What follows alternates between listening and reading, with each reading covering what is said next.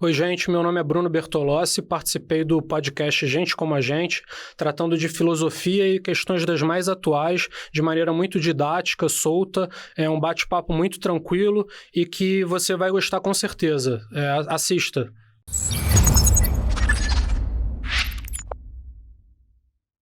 Fala pessoal, tudo bem? Mais um Gente Como a Gente começando e hoje o papo é filosófico. A gente vai buscar trazer alguns conhecimentos filosóficos, falar de alguns filósofos aí e como isso aplica na sociedade hoje. Eu tô com o Bruno. Fala, tudo Bruno. Bom? Beleza? Obrigado aí o convite. Se apresenta pra gente aí, quem que é o Bruno? Então, eu sou o Bruno, eu tenho uma graduação em Ciências Sociais, estou agora no doutorado em Filosofia, mas também sempre atento aí às pautas das redes sociais, né? Analisando, refletindo, e aí compartilhar um pouco aí dessas reflexões. Ô Bruno, eu tenho separei uma lista de perguntas aqui, né? Ótimo. Uhum. Mas assim, eu queria começar com uma coisa que é muito comum hoje em dia, né? Uhum. As pessoas procuram conteúdos de autoajuda. Uhum. Né? E eu comentei com você antes, né, que eu li aquele livro O Monge e o Executivo, né? Uhum. Foi um best-seller que ficou muito tempo aí na frente dos executivos, né? E, cara, acabei de ler o livro e tudo mais, apliquei algumas coisas ali do que falava. E aí teve o segundo livro, que era o De Volta ao Mosteiro, onde ele mostrava que o cara que conversou lá com o monge e tudo mais, deu errado, um monte de coisa, ele voltou. E aí você entende, não existe receita de bolo, certo? Certo. Como é que funciona a autoajuda hoje? Como que você vê esses canais de autoajuda, suportes de autoajuda hoje? Então, acho que muita gente tá muito perdida na cultura atual, né? A gente perdeu, digamos assim, os pontos cardeais que tinham na cultura tradicional, né? Isso foi um processo que vem desde a modernidade, né, passando pelo iluminismo, e geralmente a religião, né, nos orientava. A religião tradicionalmente colocava esse norte para a sociedade e para cada indivíduo. Na medida em que a modernidade foi avançando, essa vigência, né, desses valores, desses princípios tradicionais foi perdendo força, sobretudo na vida individual. Então as pessoas se sentem um pouco perdidas e buscam referências, né, para se orientar. Eu acredito que na verdade, no mundo que a gente tem hoje, não é possível você se apegar, se agarrar em algum tipo de fórmula, como você falou. Não existe receita e, na verdade, cada pessoa me parece que está desafiada a perceber qual é a sua situação no mundo, né? Isso um guru não tem como ajudar, não tem como orientar, e a pessoa tem que entender, né, qual é o propósito da vida dela. Mas aí entra uma questão assim, do sentido, né, que a vida tem para essa pessoa, e aí existem divergências dentro da filosofia, porque essa é uma questão para a filosofia que existe desde sempre. E existe uma questão aí para a filosofia que é de saber se existe um sentido individual ou se existe um sentido transcendente, né, maior.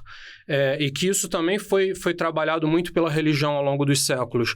E eu, na minha posição, eu entendo que o sentido da vida humana, o autoconhecimento, né, como se diz, ele leva a que a gente se entenda como ser espiritual, na minha perspectiva. Então, na medida em que você se entende como ser espiritual, você entende quais são, digamos assim, os fundamentos, né, para você buscar a felicidade. Quando você fala de ser espiritual, você fala de alma? A alma é um nível, né, do ser humano. Na verdade, alguns filósofos antigos acreditavam que os animais também têm alma, né? Outros negam isso, enfim. A alma seria o princípio vital, né, que nos move, que nos faz aí, nos conduz pela vida. Mas o espírito, ele envolve também um aspecto de conhecimento, um conhecimento e uma reflexividade. Ou seja, além da gente ter capacidade de conhecer a realidade, além da gente ter a capacidade de se autoconhecer, a gente pode refletir, ou seja, a gente se volta sobre nós mesmos, né? A gente tem essa possibilidade, o animal não tem essa possibilidade, o ser humano sim, ele tem a possibilidade de reflexão. Então ele consegue considerar a si mesmo como objeto, né? Esse é o ponto. Então a ideia da autoajuda seria ensinar falar ou mostrar para você que você tem que se autoconhecer, você tem que saber quem é você primeiro, quem sou eu? Aquela famosa pergunta, quem sou eu? Conhece-te a ti mesmo, né? É esse o desafio. E aí que tá, existem vários pontos de vista sobre o que é o ser humano. Por isso que eu tomo posição e digo que o ser humano é um ser espiritual, porque isso tem várias consequências, né? Então, o conhecimento, a beleza, a instância moral e ética da vida, tudo isso está englobado no nosso ser espiritual.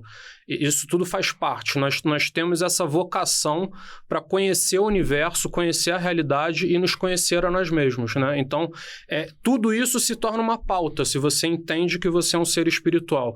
E, na verdade, se você entende que você é apenas um ser material, biológico, essas coisas perdem valor, né? Ou seja, elas teriam um valor diminuído, né? Subtraído, se você reduz apenas a materialidade à nossa existência. Então, a importância crucial do conhecimento, da moral, da ética e da beleza, da arte, tudo isso ganha significado na medida em que você estabelece que você é um ser espiritual. E é isso daí, ele quer que você faça a busca pela felicidade. Porque os grandes filósofos, né, eles falam muito da felicidade individual.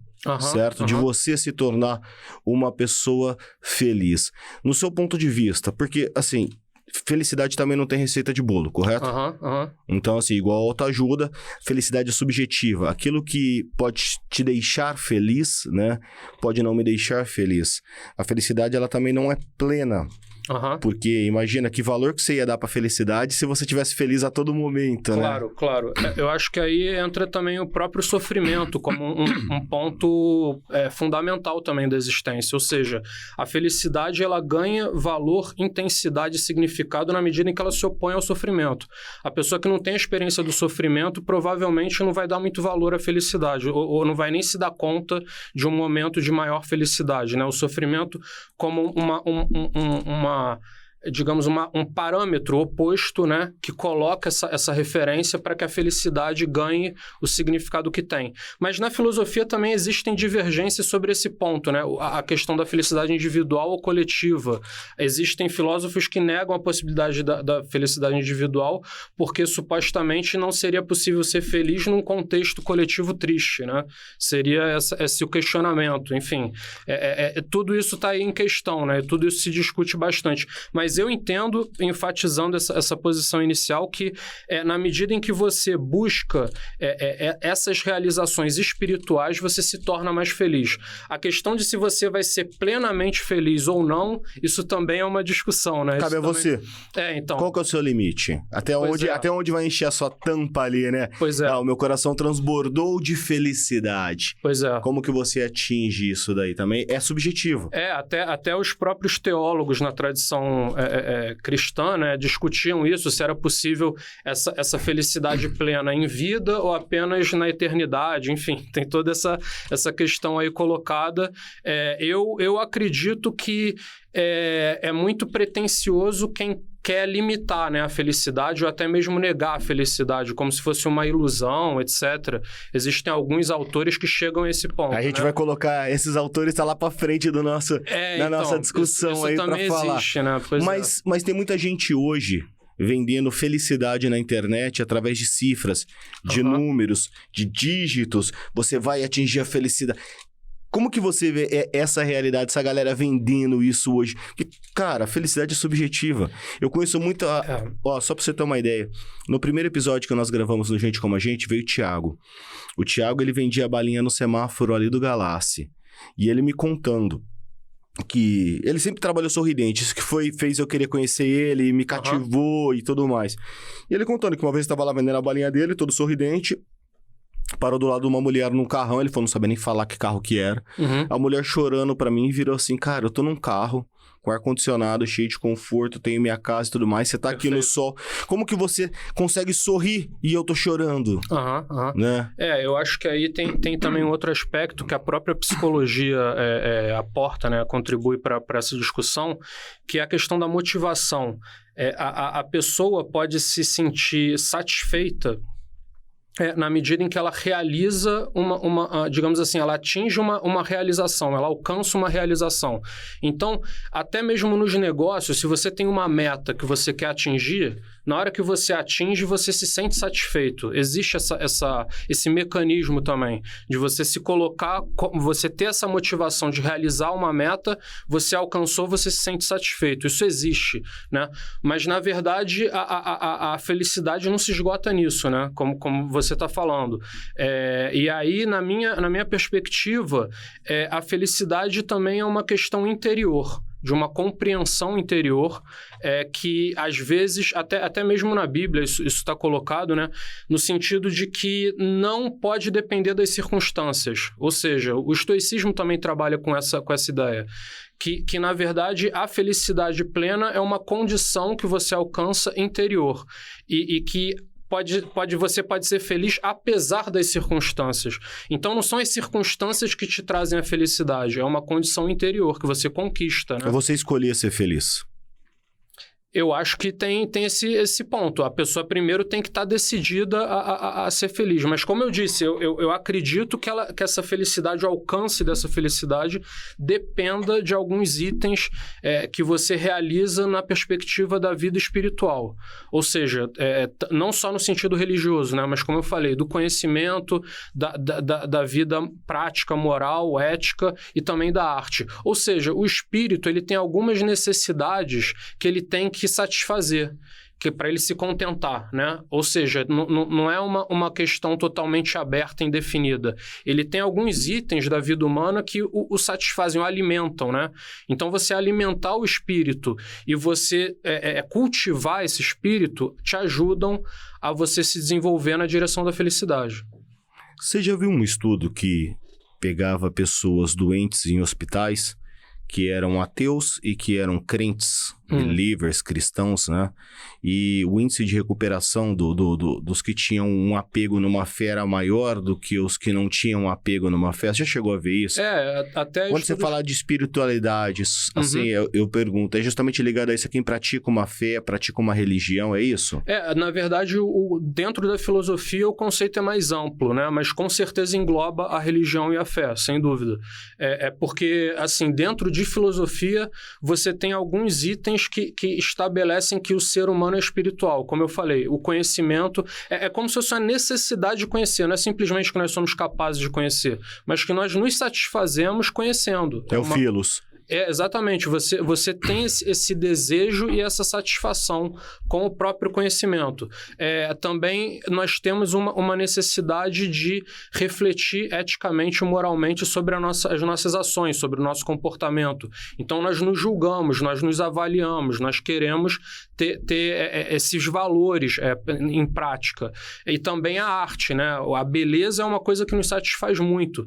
Então, existem alguns aspectos da existência humana que são colocados como necessidades para a realização espiritual. E se você deixa esses itens de lado, eu entendo que você vai ter um decréscimo, né? uma decadência no sentido da tua possibilidade de se realizar. Eu entendo assim.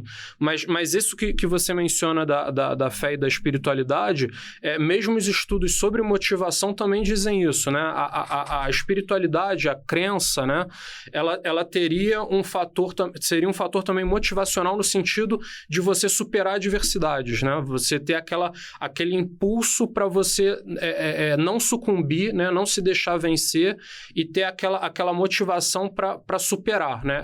Esse impulso para superar, muitas vezes a fé, a espiritualidade, a crença em algo transcendente, né? Que te tira dessa inércia ou do desânimo, né?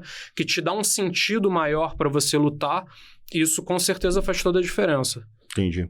E assim, o conhecimento filosófico, né? Ele não é pragmático, né? Enquanto que o conhecimento empírico, ele é pragmático. Você consegue... vamos pegar um exemplo besta. Não põe a mão nessa tomada aqui que vai dar choque. Pus a mão, tomei choque. Não vou pôr a mão de novo. Isso é prático, Uhum. correto? Então, conhecimento prático. Fui lá, meti a mão, deu errado. Uhum. Enquanto que o filosófico, ele vem com teorias, com falas, Sim, com sim. conceitos. Como que você vê a sociedade hoje? Porque, assim, você não vê discutir muito a questão filosófica das coisas.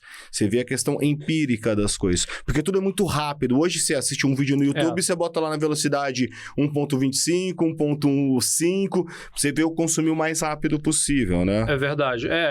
Isso daí também uma tendência, é curioso isso, isso vem desde a modernidade, né, coisas de um processo de uns 300, 200 anos para cá, em que existia antes uma valorização da contemplação, da vida contemplativa, que é o lado teórico do conhecimento, que a vida contemplativa tinha mais valor do que a vida ativa. E na modernidade isso se inverte, ou seja, passa-se a considerar que, na verdade, a teoria tem valor na medida em que ela alimenta a prática. Entendi. Né? Ela tem que estar voltada, tem que estar aplicada à prática. Então, nesse sentido, tem uma desvalorização muito grande da teoria, sim. Isso é até um processo que muitos autores trataram como morte da filosofia, né? Porque a filosofia, claro, é especulativa. Ela tem esse aspecto fundamental para a filosofia. Ela te incomoda, ela faz você querer saber mais, certo? E na verdade, ela não se satisfaz apenas com o nível empírico. Ou seja, para a filosofia, o nível empírico é o nível mais superficial, né? Para você conhecer profundamente as coisas, você tem que ultrapassar o nível empírico e ir para o nível teórico. Então, você vai pensar na natureza das coisas, na essência das coisas, né? Mas a sociedade hoje está parando no nível empírico. Não está buscando conhecimento. Exatamente. Isso se percebe e assim, isso para mim, na minha opinião, isso é ruim para a filosofia, né? Que fica totalmente desvalorizada nesse contexto. A tendência é acharem que não serve para nada, né? Que é uma coisa inútil. Enquanto que para a sociedade ela perde também profundidade de compreensão, né? De conhecimento e mesmo de sentido para a vida, né? Porque é como a gente estava falando, se a vida não vai além desses sentidos mais imediatos, a tendência é o que na filosofia se chama de niilismo, quer dizer, nada faz sentido, né? As coisas perdem o sentido. A gente vai chegar no alemão ainda. Tem a ver com tudo isso, né? Ou seja, eu acho que fica-se na superficialidade, né? Num nível mais imediato das coisas, e esse nível se esvazia. Tem até um autor famoso da mística cristã que falava que as coisas que te atraem, no fim das contas, são nada, né? Então, Salomão já falava isso lá atrás. É verdade. Vaidade em vaidade, diz o pregador, tudo é vaidade. Pois é, o valor... Porque no fim... O valor inicial que as coisas têm pelo desejo que a gente tem por elas, no momento que a gente conquista, eles se esvaziam, né? Então, existe esse truque aí da realidade Eu falo muito com o pessoal, eu brinco que eu falo o seguinte, o que você acha que é mais importante? Conseguir chegar lá ou manter-se lá? Porque uma vez que você chegou, esse sentimento de esvaziar, conquistei, acabou. Mas você manter o conquistado não é fácil, meu. Principalmente nos dias modernos de hoje. Exatamente. E aí a gente entra no próximo ponto. Hoje as pessoas estão preferindo a ignorância, não saber de determinado assunto, que nem, por exemplo, eu sou um ignorante, não é no sentido de burro, é de desconhecer. Sou ignorante na política, que é uma coisa que está muito em voga hoje no Brasil. Sou ignorante com relação, sei lá, a super-heróis, a cultura nerd. Não gosto dessa discussão aí, né? Então, assim, algumas pessoas estão preferindo essa ignorância do que tomar um partido, tomar um lado, certo? Sim. Por que disso? Eu diria que... Menos sofrimento? Eu diria que as pessoas acreditam que esses temas, esses assuntos não as afetam, né? Como se ela pudesse ficar à margem disso tudo, alheia a esses assuntos, a esses acontecimentos, e como se nada disso fosse afetá-la, né? Fosse atingi-la de alguma forma. E eu acho que dependendo, até em filosofia, você tem um pouco que separar, né? O que merece você se dedicar, né? Para você conhecer, e o que você tem que também abrir abrir mão. Mas no geral, nesses temas que você tocou, né, principalmente da política, por exemplo, é algo que, se a pessoa prefere ficar ignorante a respeito, com certeza ela vai ser manipulada. Com certeza ela vai ficar suscetível a cometer erros e mais cedo ou mais tarde isso vai atingi-la. Ou seja, a política nos afeta a todos como sociedade e não tem como você simplesmente escolher ficar à parte, porque não tem essa opção. A gente não tem essa opção. A gente vive numa sociedade em que as decisões são tomadas em alguma medida coletivamente e você não participar disso significa que você vai sofrer as consequências, mas você não vai poder opinar. Não é vai igual participar de uma assembleia de condomínio, né? Você chegou lá, você é contra uma... você não participou, você é contra algo que foi aprovado, mas você não estava lá para discutir aquele assunto, né? Exatamente. Não adianta nada se ser contra depois. Fala, isso daqui vai me prejudicar. Pois é. Aí você já não tem direito de opinar e você tem que assinar embaixo, né? Não tem saída. Então, eu acho que também tem uma questão aí existencial, além da política, que é que as pessoas acreditam que para viver não é necessário conhecimento, né? Como se o conhecimento fosse só para quem vai ser acadêmico, né? Ou só para quem vai ser pesquisador de uma determinada área ou especialista em alguma coisa. E, na verdade, o conhecimento nos forma como seres humanos, né? Tem essa questão. Ou seja, o que a gente é como ser humano, no nível mais básico possível, tem aí o papel do conhecimento. Você se transforma, você se forma como ser humano através do conhecimento. Então, o conhecimento, na minha opinião, não é uma coisa opcional que você possa descartar ou não, porque você depende dele para você se orientar na vida, né? Em geral, assim, não precisa ser nada muito específico. A existência de cada um, na medida em que a pessoa tem conhecimento, isso ajuda a que ela faça uma reflexão mais aprofundada, faça uma avaliação, né, mais acertada das circunstâncias que ela vive, qual caminho ela deve seguir, até nos níveis assim dos relacionamentos, né? Da maneira como se interage, como se lida uns com os outros. Até aí você ter um conhecimento é sempre bom, sempre contribui para você ser mais esclarecido e melhor orientado na vida. Acho que não tem a menor dúvida sobre isso. Conhecimento é uma luz na escuridão. Com certeza. Isso aí é uma ilusão, né, que as pessoas têm de acreditar que conhecimento é só uma coisa formal, né? Não é. Por exemplo, você viu aquele caso tem aquele famoso lá aquele podcast lá, o Flow Podcast. Uhum. Tem um garoto lá chamado Monark, né? Que ele saiu agora, tá com o Monark Talks dele agora. Sei. E na ocasião lá ele defendeu um regime aí alemão de muito tempo atrás, né? Mas, na verdade, qual que era a ideia dele? Ele falou, tem que se colocar uma luz em cima disso. Tem que se falar desse determinado assunto para que daqui a pouco não surja pessoas dos bueiros aí e falem assim, da onde veio isso? Tem que ter uma luz nessa escuridão. Porque a gente sabe que esse pensamento de separação por cor de pele, por nacionalidade, cara, é ruim, é prejudicial. Sim. Isso é ruim. Claro. E se a gente não botar uma luz dizendo o quanto isso é ruim, as pessoas vão começar a absorver informação sobre isso, sobre aquilo e tudo mais, né? Tem até um documentário falando... Ele voltou, né, Gabriel? Ele voltou, que pega a figura desse grande líder aí que eles tiveram, né? E ele, fantasia o cara, pai e tal, e ele sai conversando com as pessoas na rua. E o argumento dele, cara, é super convincente. Ele, em 5 minutos de conversa, ele convence as pessoas de essa separação dele é benéfica, né?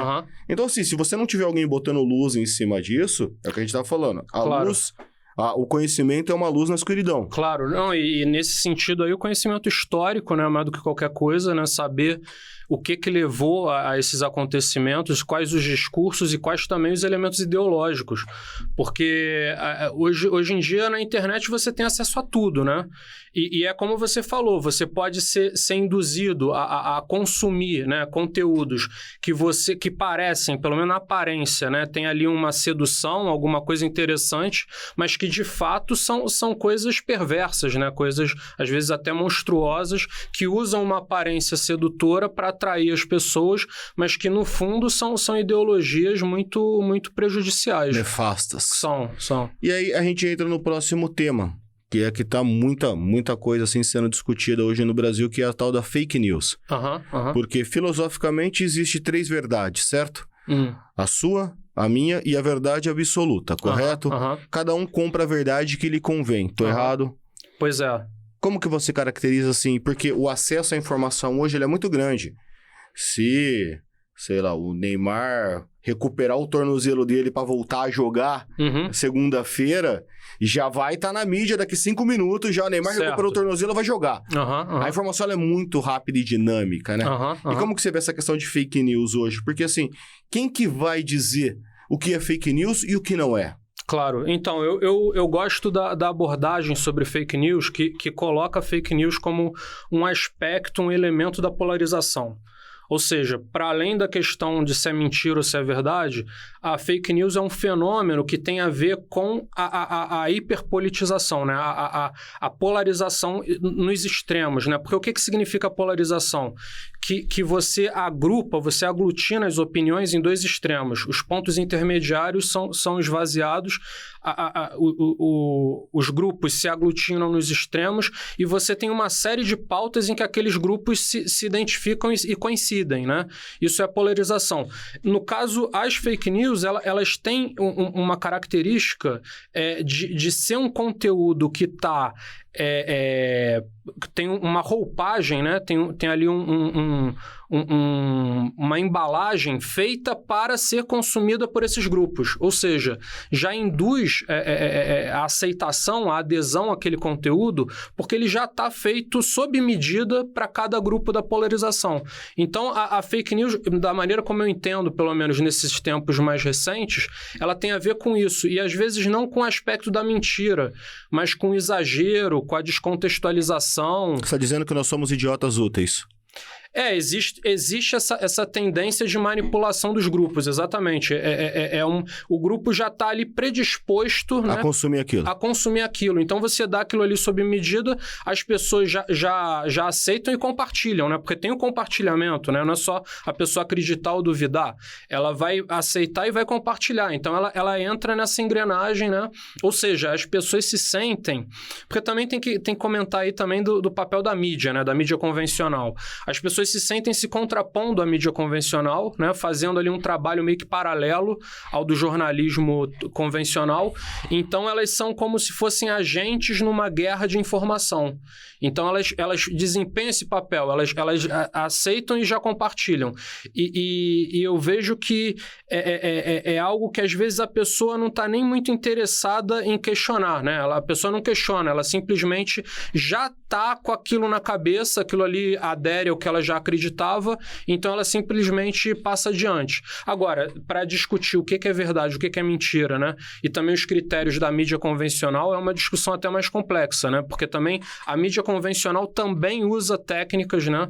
Para elaborar ali a linguagem, a manchete da notícia. Às vezes a manchete não condiz com o conteúdo da matéria, né? Na maioria das vezes. Então, tem todos esses artifícios, né? Esses subterfúgios e parece que tá cada um por si, né? O brasileiro só lê manchete mesmo, mano?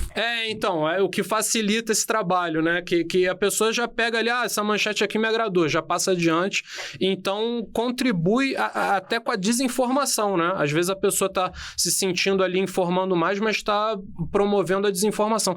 E eu acho que isso acontece para todos os lados, né? Não é uma coisa assim restrita a um grupo ou outro, é um fenômeno geral da nossa sociedade atual. Eu vejo bastante isso aí acontecer. Aí eu vi um meme no seu canal, né, no seu Instagram. Depois você vai deixar o Insta pra galera seguir aqui. Eu vi um meme que você colocou lá. Aprender filosofia lendo, ou aprender filosofia através de filmes e musicais e uns negócios lá. Tá até no cinema o pessoal entrando. Claro. Aí eu pergunto pra você. Você colocou esse meme e a gente traz isso à luz da realidade. Como que você faz as pessoas terem um pensamento crítico com relação às informações que elas estão recebendo? Então, eu acredito... Porque nem tudo é verdade absoluta. Claro. Não, eu acredito que tenha critérios, existam critérios que você pode usar para você avaliar o conteúdo que você recebe, né? Não estou falando nem só de checagem, mas de você tá bem informado e, às vezes, até um conhecimento histórico, político, né? de saber conceitos. Tá, mas ultimamente, nem o passado mais é certo, velho. Estão mudando até o passado. Exatamente, existe um revisionismo aí que modifica tudo. É por isso que as pessoas se sentem perdidas. Por isso que você tem que ir além daquele conteúdo que te é passado. Ou seja, você não pode se restringir ao que você vê na tua timeline ou ao que aparece no noticiário. Você tem que ter um conhecimento que vá além disso, porque isso é uma maneira de você formar um repertório para se defender, justamente para você se defender. Agora, em relação ao estudo da filosofia e a busca de informação, eu vejo o seguinte, eu vejo que tanto o jornalismo quanto a filosofia e os estudos mais teóricos, eles também tentam se adaptar a essa linguagem, né, midiática e de redes sociais, e eles se tornam entretenimento, né? Esse é o ponto, eles são vendidos como entretenimento, como conteúdo de entretenimento. Você vai lá nos comentários só para ver a briga da galera nos comentários, né? Exatamente. Você vê isso, isso funciona, de fato isso funciona. Quer dizer, pega, seja corte do podcast, ou seja do programa na televisão, ou então alguma frase, enfim, você passa isso, claro, conteúdos curtos, porque é o conteúdo que as pessoas consomem, né? Que as pessoas estão dispostas a acompanhar. Até 2 minutos. Exatamente isso. Então, ou seja, eu não acho que isso seja uma coisa em si ruim. Não, eu acho que isso...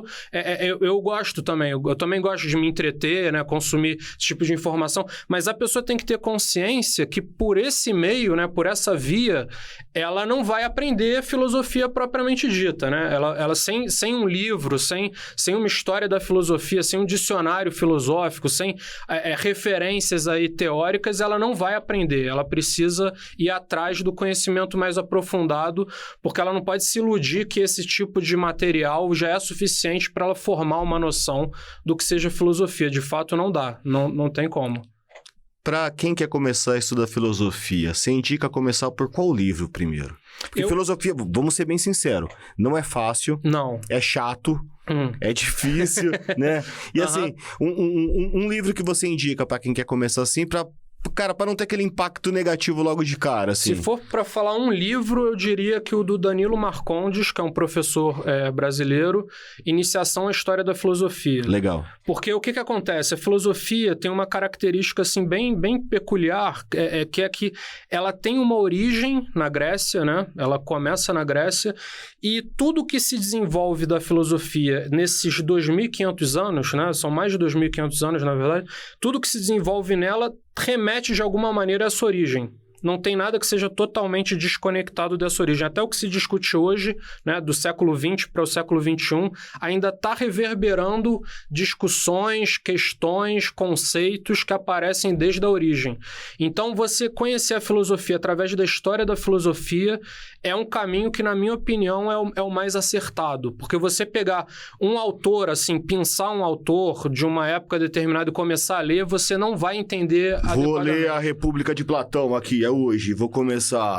não funciona bem. E pior se você pegar um autor moderno. Pior ainda se for um autor moderno, porque o autor moderno já tem essa história da filosofia na cabeça, ele está dialogando com esses autores anteriores e você não vai pegar esse aspecto, né, da teorização. O próprio Nietzsche é um autor que parece fácil, porque ele escreve de maneira mais poética, né? Ele tem uma linguagem mais metafórica, simbólica, mas ele está levando em conta a tradição toda da filosofia. Então, ele está ali dialogando com os gregos, com os medievais, com os autores alemães clássicos. Então, a pessoa que não conhece esses antecedentes, ela não vai entender Nietzsche. Ela vai achar que está entendendo, mas não está entendendo. Mas Nietzsche é difícil. Não é simples, não.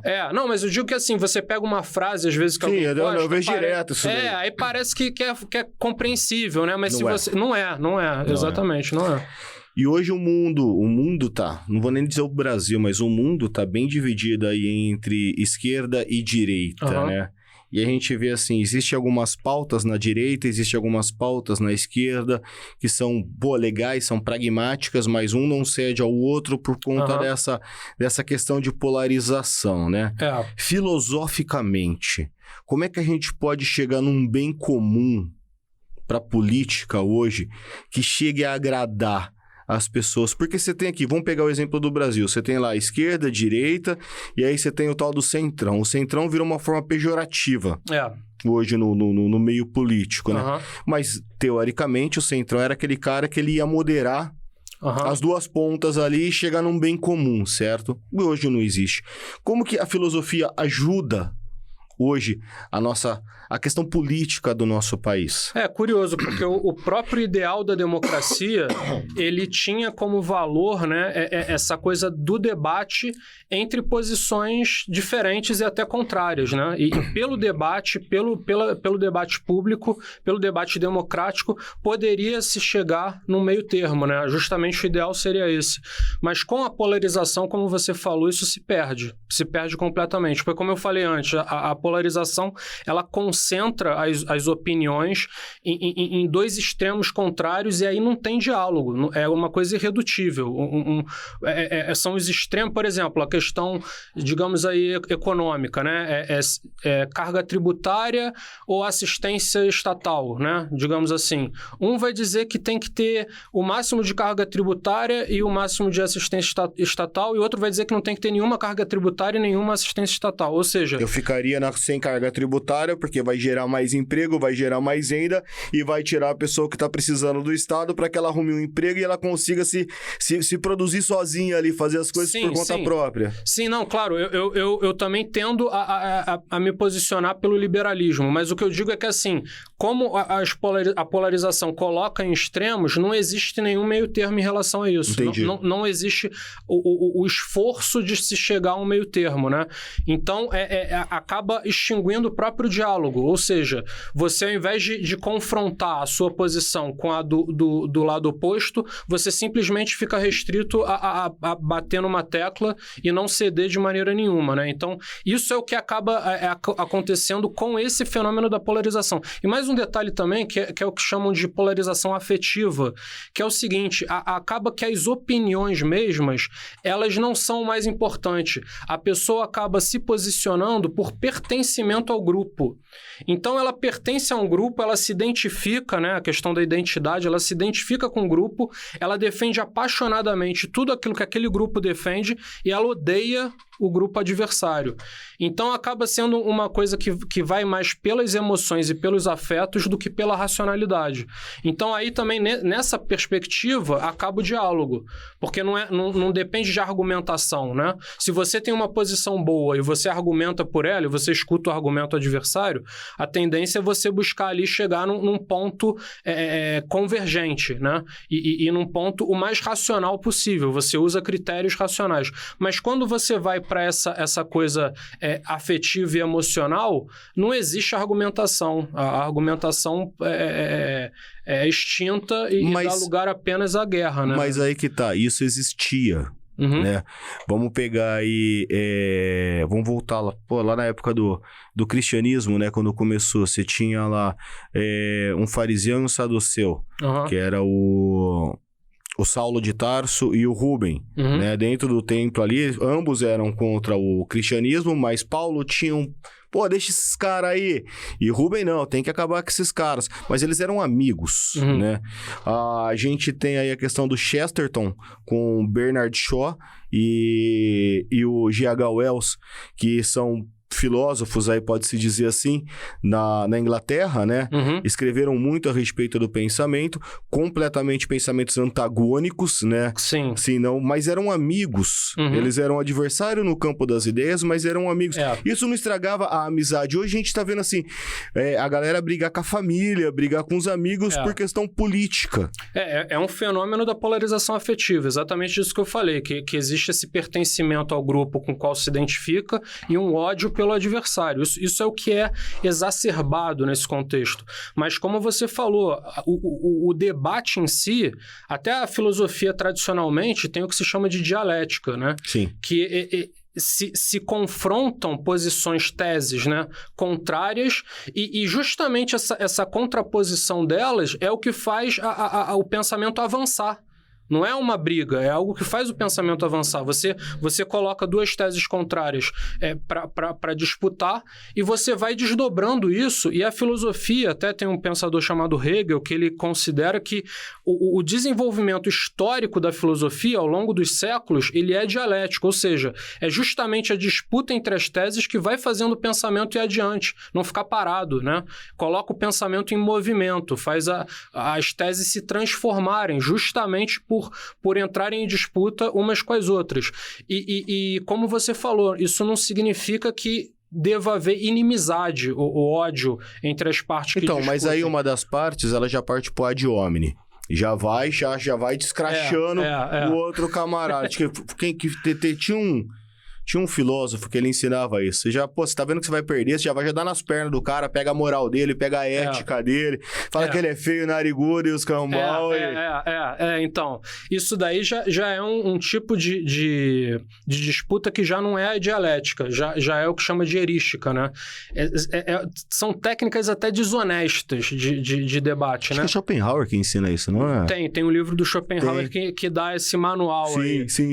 Então, o que acontece é que isso, desde os sofistas gregos, isso já é praticado. Quer dizer, o que importa é você vencer a disputa, né? Não é você chegar à verdade. Esse é o contraste, né? O importante desse ponto de vista é você vencer. Não importa se você está dizendo algo falso, equivocado, o importante é vencer. Mas eu vi esses dias... A Jovem Pan tem um programa chamado 3 em 1, né? Sei. E aí tava aquele camarada lá, o Rodrigo Constantino, né? E tinha um outro rapaz lá, que eu nem lembro o nome. Ele é defendendo a parte esquerda, né?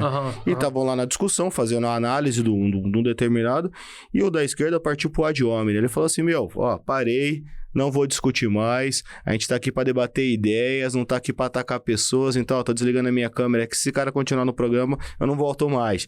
Pô, tiraram o cara do programa, sei. E o Rodrigo Constantino voltou. Achei a postura excelente, porque o objetivo é discutir ideias. Você não tem que atacar o seu oponente, o seu adversário ali na discussão, certo? Como é que você faz pra levar a população a discutir ideias sem atacar as pessoas? Esse é o desafio, esse é justamente o desafio. Eu acredito que depende de uma espécie assim de iniciação, né, de um nível mínimo que as pessoas têm de noção de argumentação. Isso começa na escola? Tem que passar pela escola, claro. Porque o que acontece? A pessoa que não sabe o que é um argumento, ela não sabe diferenciar. Ela não sabe o que é uma falácia e o que é um argumento. Ela não sabe o que é uma bravata ou o que é um argumento. São coisas diferentes, completamente diferentes. Quem sabe o que é uma argumentação, quer dizer que você tem uma tese e que você tem que dar razões para você defender aquela tese. Quem não sabe isso pode se impressionar com uma bravata, com uma falácia, com uma informação equivocada. A novidade do Twitter agora é o tal do tic-tac, né? Tic-tac, tic-tac. Tipo, você tá chegando a hora. Aí todo mundo, tá chegando a hora. Do quê, mano? Pois eu vejo que a falta de noção nesse nível mais básico é o que torna as pessoas, digamos, mais suscetíveis a se impressionar com aquilo que não é argumento, né? Ou seja, gritaria vira discussão, né? Vira argumento e na verdade não é. Às vezes, eu vejo muita bravata, na verdade. Às vezes as pessoas nem tentam parecer argumentar. Porque uma coisa é a bravata, que é uma afirmação solta, né? Que não tem fundamento nenhum. E outra coisa é a falácia. A falácia é um pouco mais sofisticada, né? A pessoa tenta ali usar alguns argumentos, mas que não são válidos. E não se sustentam por muito tempo também. Não se sustentam. Pois é, mas a pessoa que não tem esse nível para reconhecer um argumento e avaliar o argumento, ela vai ser manipulada, né? Ou seja, a pessoa precisa ter esse recurso para identificar o argumento e para analisar se o argumento se sustenta ou não. Isso é o que falta, na verdade. Então, se você tem um público que não consegue aí, se situar nesse tipo de coisa, porque isso tem origem filosófica, né? A gente esquece isso. A gente esquece que a nossa sociedade, mesmo no campo político, tudo aí vem da filosofia, vem da Grécia, né? Então, esse substrato filosófico as pessoas não conhecem. Então, a pessoa que não sabe o que é uma discussão filosófica, ela se perde mesmo numa discussão mais básica da política. A galera não sabe nem a origem do nome parlamento, amigo. Então, pois é. É isso que acontece. Então a existência de parlamento, né, ela já pressupõe que exista gente capacitada, competente para discussão de argumentos. Exatamente. Já está isso aí. Isso não é uma coisa universal, né? Não é uma coisa universal. A gente tem isso por causa da nossa origem. A gente tem o Ocidente, né? Sim. Tem origem grega. Então, isso vem daí. Não é uma coisa que aparece do nada e de repente as pessoas resolveram discutir, argumentar. Não, isso tem uma raiz filosófica. Tem uma base. Tem uma base. E quem perde essa base, essa origem, fica perdido. Fica perdido na discussão. É parte para os ataques pessoais. Porque justamente não sabe diferenciar. Acha que a discussão, como foi falado... Tem que ser ganha a qualquer custo. É uma briga, né? Na verdade, acaba sendo uma briga. Uma briga através da palavra, né? É basicamente isso que muita gente entende, infelizmente. Recentemente agora a gente viu muita discussão a respeito de comunismo e cristianismo, né? Certo. A gente viu isso daí e assim, se a pessoa não tem base para entender o que é comunismo e não tem base para entender o que é o cristianismo, assim, ela vira ali um peão, vai tomando tapa dos dois lados ali, claro, né? Claro. Como que você vê essa questão? O cristão, ele pode ser comunista? Então... O comunista, ele pode ser cristão? Existem duas maneiras de responder isso aí. Uma seria, digamos assim, que na prática acaba valendo tudo, né? Ou seja, na prática você vê contradições das absurdas. Mais variadas, e aí você não tem como controlar. Mas do ponto de vista da filosofia marxista, né, e da filosofia cristã, você tem uma incompatibilidade aí, uma contradição, porque o marxismo, ele é uma filosofia materialista, ele é uma posição filosófica materialista. E o materialismo nega o espírito. Ou seja, o cristianismo que defende, né, o valor fundamental do espírito é colocado como se o espírito fosse um mero efeito da matéria. Então, isso parece complicado de dizer, mas o que significa é que tudo aquilo que o cristianismo entende como sendo realidade espiritual seria apenas um efeito, um produto, um subproduto daquilo que é material. E para Marx, o que é material é a estrutura econômica da sociedade. Então, todos os fenômenos espirituais, como, por exemplo, a religião, a própria filosofia, o direito, a política, a arte, tudo isso seria mero desdobramento da base econômica da sociedade. A economia, a estrutura econômica seria a que determina todas essas coisas. E todas essas coisas serviriam apenas como ideologia. Ou seja, para produzir e justificar a dominação de uma classe sobre a outra. Esse é o ponto que o marxismo afirma. E isso, do meu ponto de vista, para o cristão é uma coisa inadmissível, porque para ele a religião não está a serviço da política. A religião é independente, a religião é uma realidade em si mesma. A religião tem os seus próprios valores, os seus próprios princípios, os seus propósitos, que não estão a serviço de um grupo político ou outro, né? Ela tem essa independência, essa realidade própria. Então, na medida em que o cristão aceita o marxismo, ele está submetendo toda a tradição religiosa, toda a doutrina teológica e a comunidade religiosa a essa finalidade que, na verdade, é política, né? Tá submetendo uma coisa a outra. Uma coisa fica como que instrumento da outra. Então, isso eu acho que é complicado, embora, como eu disse, na prática você tenha líderes religiosos, né, e cristãos que acabam aderindo ao marxismo, né? Na prática isso acontece, mas do meu ponto de vista existe uma contradição aí que não tem como você resolver. Do ponto de vista filosófico, você tem essa contradição e existe aí um antagonismo entre as duas coisas. Como eu estou dizendo, não só pelo aspecto político, mas filosófico, né? Digamos assim, os fundamentos, né, que servem ao marxismo e ao cristianismo são incompatíveis. Mas a política entrou na igreja ou a igreja entrou na política? Porque hoje você vê... hoje não, mas historicamente você vê o quanto a igreja católica interferia na política. Uhum. Certo? E hoje em dia você vê também quanto que a política interfere na igreja e a igreja interfere na política. Você tem um monte de pastores aí, político, tem a bancada da Bíblia lá no Congresso e tudo mais. Assim, cada um tá defendendo o seu peixe, a brasa pro seu peixe, é isso mesmo, bicho? Eu acho que é uma coisa legítima a participação política, né? A gente está numa sociedade democrática e é legítimo qualquer grupo participar. Em relação ao que eu falei do marxismo, né? Eu acredito só que a adesão cristã ao marxismo envolve uma contradição, envolve aí um problema nesse sentido de opor materialismo e espiritualismo. São coisas que, na minha opinião, são antagônicas. Mas no sentido da participação na política, eu considero legítima.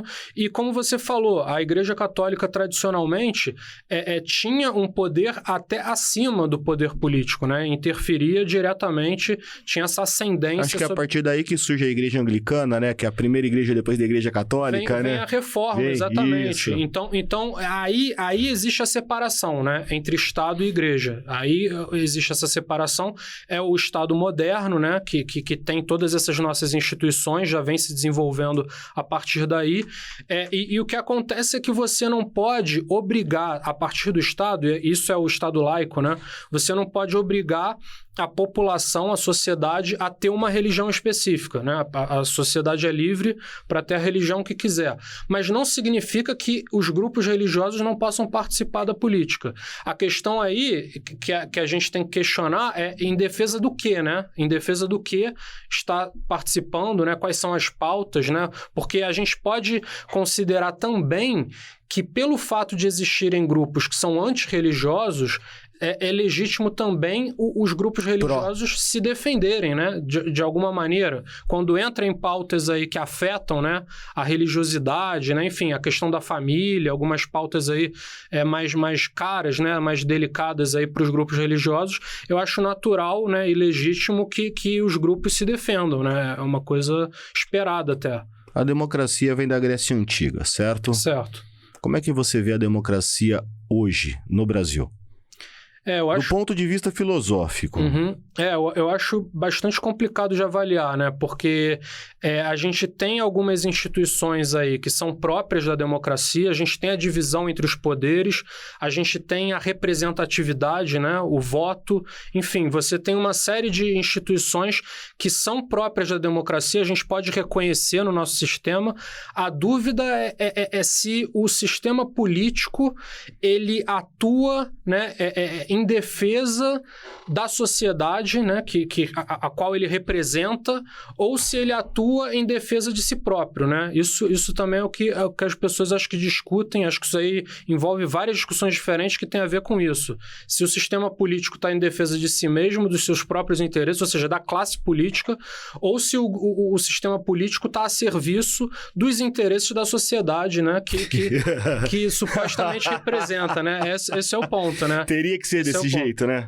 Pois teria que ser desse jeito. Se espera que seja isso, né? Então, aí que se questiona a legitimidade do poder, etc. O que também, como discussão, eu acho perfeitamente legítimo. Você mas hoje em dia é um ponto que você não vai chegar num denominador comum.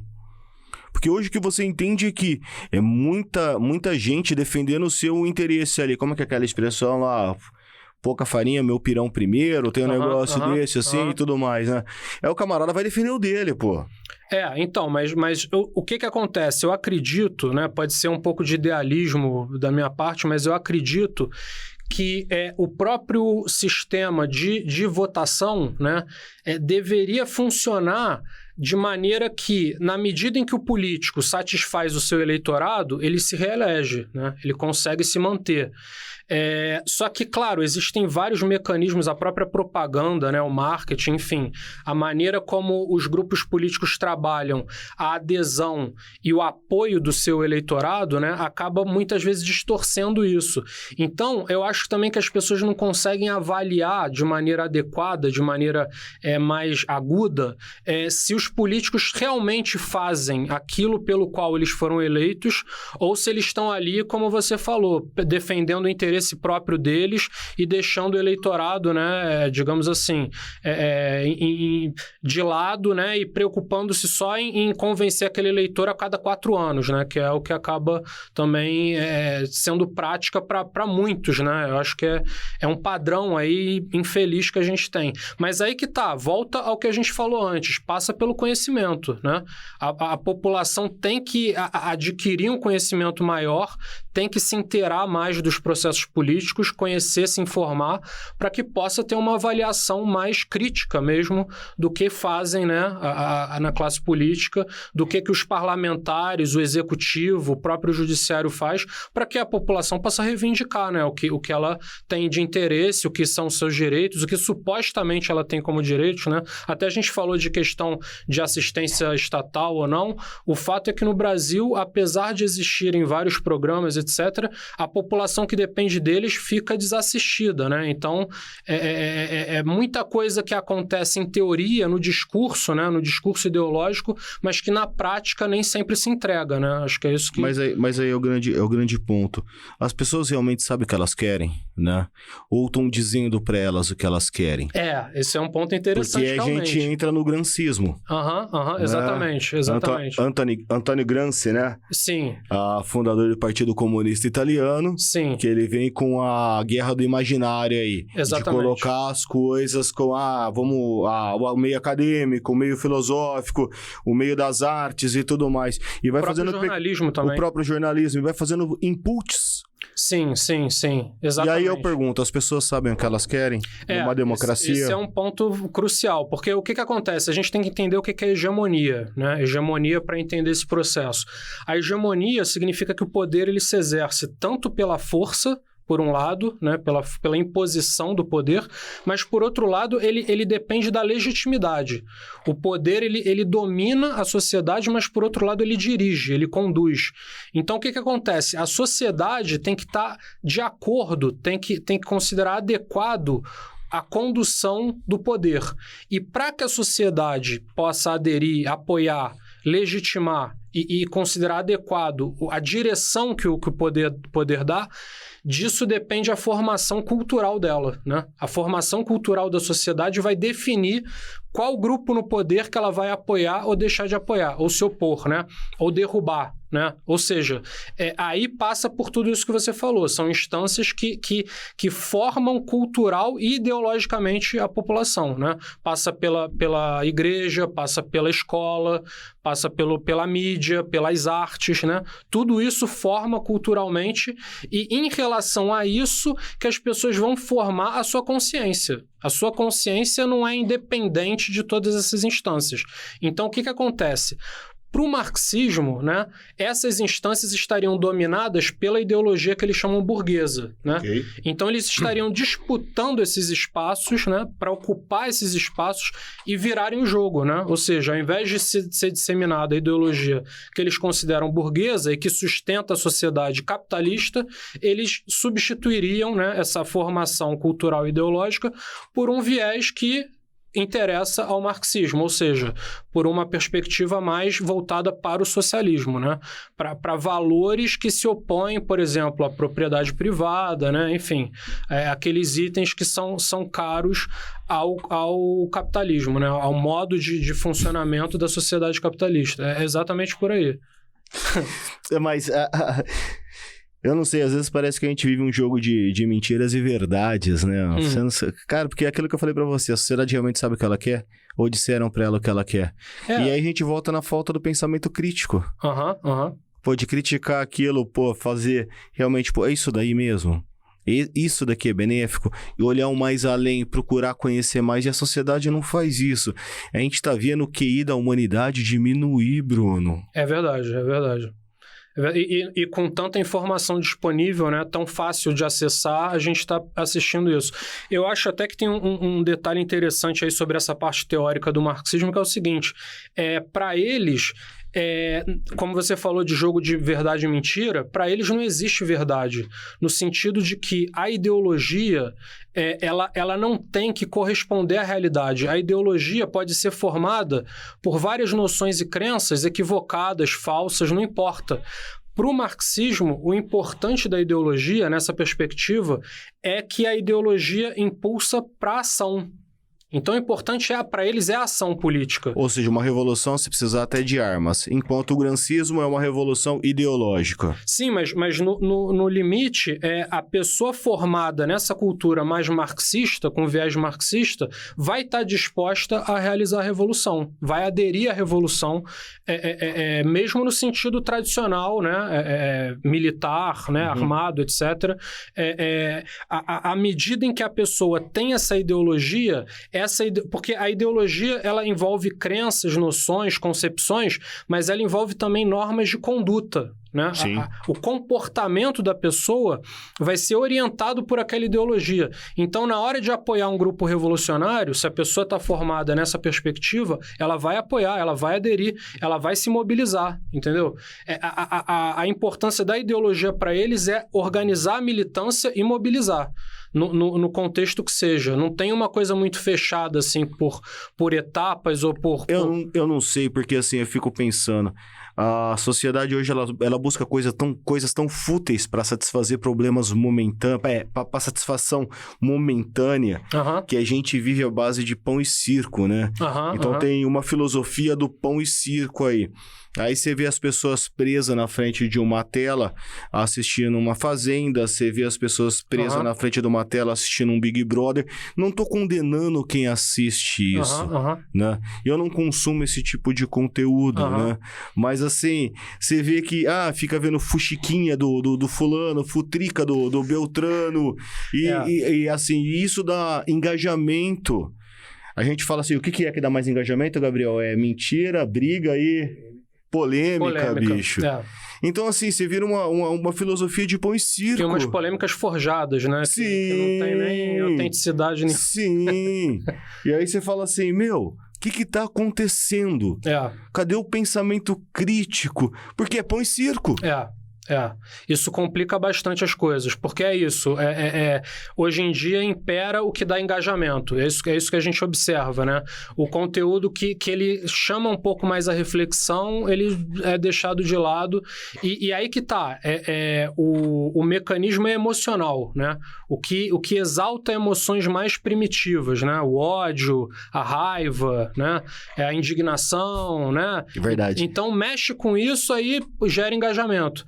Então, acaba tendo realmente uma predominância desse tipo de funcionamento dos conteúdos que a gente, na verdade, tem que lutar contra, né? A gente, não que tenha que proibir isso, mas que a gente tem que fazer frente a isso, né? A gente tem que oferecer alternativas a isso, né? A gente se esforça... Oferecer um conteúdo de qualidade. Exatamente. Sair desse padrão e como foi dito, não é que não tenha. Eu navego pela internet e encontro coisas maravilhosas, né? Existe, né? Hoje em dia não é que falta conteúdo, mas que realmente se as pessoas seguem esse padrão, né? Essa tendência, elas vão ficar, digamos assim, na correnteza, né? Vão nesse efeito manada, né? E não se dão conta de que estão sendo, digamos assim, distraídas, né?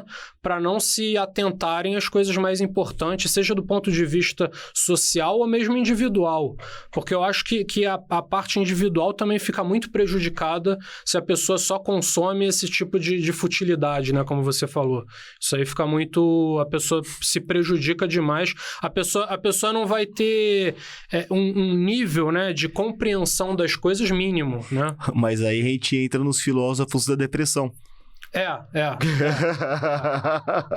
Também vai para esse lado aí, que já porque assim, isso, porque o filósofo pega um Nietzsche, uma galera aí, a vida não tem sentido pros caras. Os caras preferiam viver bêbados. E aí ébrios, assim, pra não sentir as dores da vida, né? Então você fala assim, cara, que negócio é esse? Por que tem esse pensamento depressivo dentro da filosofia? Que a vida não faz sentido. É até curioso que isso casa com aquilo que a gente falou antes do cristianismo. Ou seja, no momento em que aqueles valores, aqueles princípios cristãos deixaram de ter esse poder de orientar a sociedade ficou ficou sem norte, sem sentido. Então, é até curioso, porque são pensadores ateus, né, que têm esse tipo de discurso nihilista, a começar pelo Schopenhauer, e que, na verdade, eles sabem que o que sustentava esse sentido para a vida, para a maioria das pessoas, era a religião cristã. E na hora que a religião cristã é enfraquecida historicamente, socialmente, a maioria das pessoas fica sem esse norte, né? Como foi dito. Então, o que acontece aí, que eles chamam de niilismo, né? É que as pessoas têm a necessidade de dar um sentido para aquilo que elas vivem, inclusive para o sofrimento. Isso é importante entender, né? Que não é você evitar o sofrimento, ou você escapar do sofrimento, mas que na medida em que você dá sentido para a vida, o próprio sofrimento passa a fazer sentido. E ele se torna suportável, porque ele está dentro de uma realidade maior na qual ele tem um significado. Ele não é apenas uma coisa absurda, uma coisa aleatória, uma coisa que não tem propósito, né? Ele ganha propósito, ele ganha um significado e a pessoa consegue enfrentar e superar de acordo com aquele norte que ela tem, com aquele sentido que a vida tem para ela. No caso do cristianismo, é um sentido transcendente, né? É algo que vai além desse mundo, digamos assim. Mas para as pessoas também que não são, é necessário buscar, né? Mas você conhece alguém que saiu da bad lendo Nietzsche? Não, realmente não. Isso aí não acredito nisso, de fato. Eu não conheço ninguém, velho. Aliás, é curioso, porque Nietzsche tenta, né? Ele tenta oferecer uma alternativa, né? Aquela ideia de super-homem, tem toda uma construção... O homem no meio da natureza, pá, tem tudo isso daí. Tem toda uma construção que ele tenta, digamos assim, oferecer uma alternativa. Você perder aquele sentido que a vida tinha para o cristianismo, mas você... de alguma maneira, você criar valores em um outro sentido para que você possa, de maneira meramente humana, né, sem se apoiar em Deus, você buscar um sentido para a vida. Mas, de fato, digamos assim, tanto na filosofia quanto na sociedade em geral, a gente não observa isso funcionar, né? Mas antes disso, você tem lá em Eclesiastes, Salomão escrevendo sobre isso. Ele diz que vaidade em vaidade, diz o pregador, tudo é vaidade, né? Porque no final das contas, você não vai levar nada. É verdade. Só que quando você tem uma crença divina, você sabe que é transcendente, como você disse, aquilo vai mais além, aquilo não para na morte. Exatamente, é esse o ponto. E eu acho que envolve essa questão de que a gente é ser espiritual, né? Ou seja, não se pode estar apenas à mercê das circunstâncias, né? Você tem que ter uma força interior, né? Uma realidade interior que te dá essa força, que te impulsiona, que te permite compreender a realidade, porque antes de tudo vem a compreensão. Você não vai se orientar na vida sem ter uma compreensão mais profunda dela. E você tendo essa compreensão, você tem que ter a motivação para enfrentar e para superar as adversidades que estão aí para todo mundo, né? Então, é como você falou, a morte coloca um ponto final, e se você tem apenas a vida empenhada em objetivos que são finitos, que acabam com a morte, você uma hora vai se dar conta disso e vai encontrar o vazio. Não, porque se fosse só isso, a morte é a pior piada da vida. Porque falam pra você, viva, pega lá o tal do Carpe Diem, viva o dia de hoje, pai e tal, que você não sabe o dia de amanhã. A morte é uma piada ridícula. Você viver pra morrer? Peraí, por quê? Pois é. Tem que ter algo mais. Pois é. Então, é aí que tá. Se você para nisso aí, é o absurdo, né? É o absurdo, é a falta de sentido e é esse esvaziamento do valor das coisas, né? Você pensa isso. Bom, não vou levar nada para depois da morte. E aí, o que vale, né? O que fica valendo nesse sentido, né? Então, é uma limitação da nossa possibilidade de dar um propósito para a vida, de ter uma finalidade, né? Um rumo, um norte para a nossa vida. Eu acredito que eu não vejo saída fora de uma perspectiva espiritual. Eu acredito que... E falo isso do ponto de vista da filosofia, porque existem filósofos que defendem essa perspectiva. Então, o teísmo. Exatamente. E na verdade que tanto a realidade é espiritual, quanto o ser humano é um ser espiritual. No sentido de que a gente não funciona simplesmente através das mesmas motivações que os animais, né? que a natureza oferece. A gente não busca apenas satisfações imediatas. Porque se a gente fosse simplesmente busca de prazer e evitar o desprazer, é um mecanismo que leva a essa desilusão, né? No fundo, você termina se desiludindo. Você alcança aquilo que deseja, aquilo deixa de ter valor, você conquistou, perde aquilo já não tem mais o mesmo valor e você vai para o outro desejo, para o próximo desejo, né? Você vai de desejo em desejo tentando se suprir e no final você se desilude, porque você vê que é um mecanismo perverso, né? Que te leva apenas a uma satisfação imediata e aquilo não fica. Enquanto que a felicidade, num sentido mais profundo, né, e filosófico, é algo que é permanente, né? Não é essa coisa efêmera.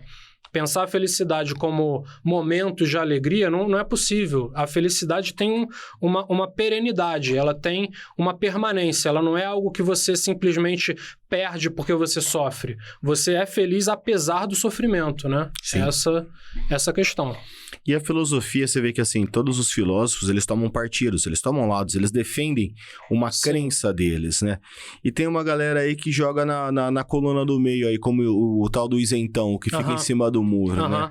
Eu penso que, quem fica em cima do muro é o primeiro que vai tomar pedrada, né? E quando descer, vai descer do lado errado, ainda por cima, né? Como que você, assim, através da filosofia, você daria um conselho pra galera, assim, toma uma postura, porque os grandes filósofos tinham lados, ninguém era isentão.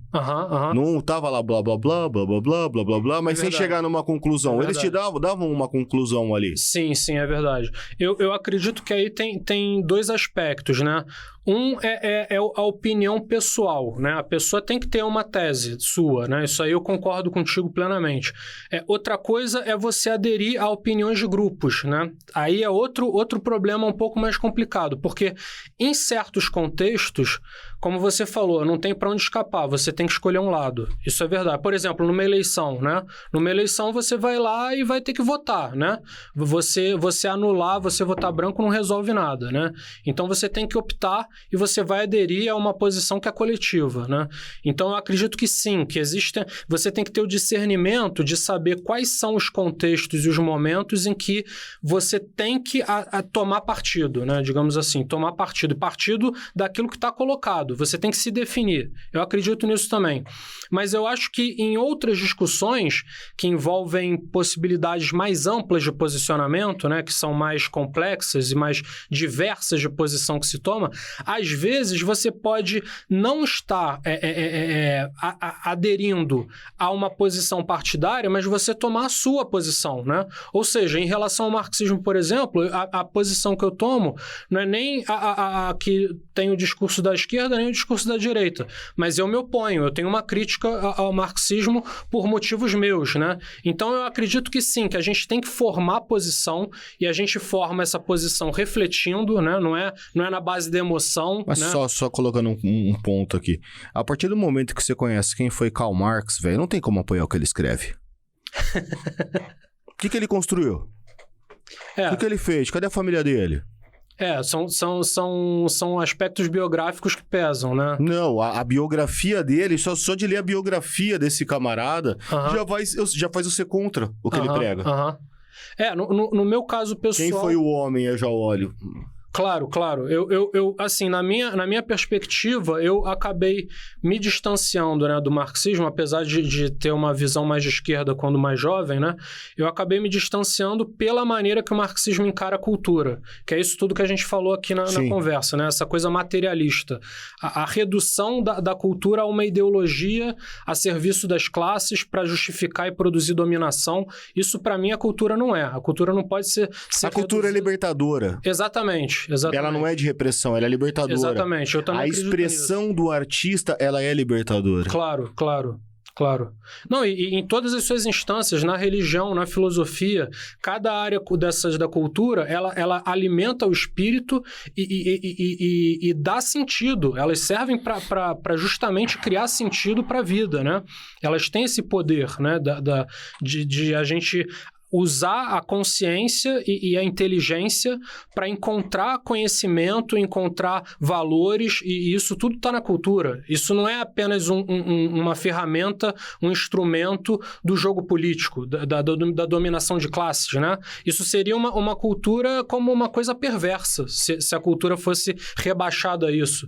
Então, por conta disso, eu não sou marxista, né, nesse sentido. Mas não tenho as mesmas opiniões, né, os mesmos pontos de vista que às vezes alguns grupos de direita têm, alguns grupos de esquerda têm. Eu formei a minha opinião, mas através da leitura, da reflexão e também do contraste com outros autores, porque isso também é importante no estudo. Você ter várias referências, né? Você conhecendo várias referências, você consegue formar um ponto de vista que não é enviesado. Você consegue comparar e tirar proveito. Você pode até nem coincidir com um ponto de vista específico, de um autor específico. Você pode simplesmente conhecer vários pontos de vista e formar o seu próprio, né? Pensar assim, esses autores aqui são muito interessantes, têm tais teses, mas eu penso diferente. Não tem nada que impeça isso. Você pode ter a tua própria tese. Então, na medida em que você conhece uma diversidade de referências, isso também ajuda a você ganhar independência, né? Porque nesse contexto, como a gente disse, de polarização, as pessoas vão simplesmente aderir àquela tese, àquela opinião que o grupo que ela pertence defende. E não vai questionar, não vai refletir, não vai buscar outras opiniões, enfim, não vai comparar pontos de vista diversos, vai estar muito limitada, né? Submissa e dependente daquele grupo ao qual ela se sente, né, pertencer. É uma situação bem desoladora, né? Pertencer a um grupo é ter um líder, certo? Por que as pessoas querem ter líderes, cara? Esse é um problema grande. Até o ideal do iluminismo, né? Que foi formulado num texto kantiano era atreva-se a saber, ou seja, no sentido de pensar com a própria cabeça, né?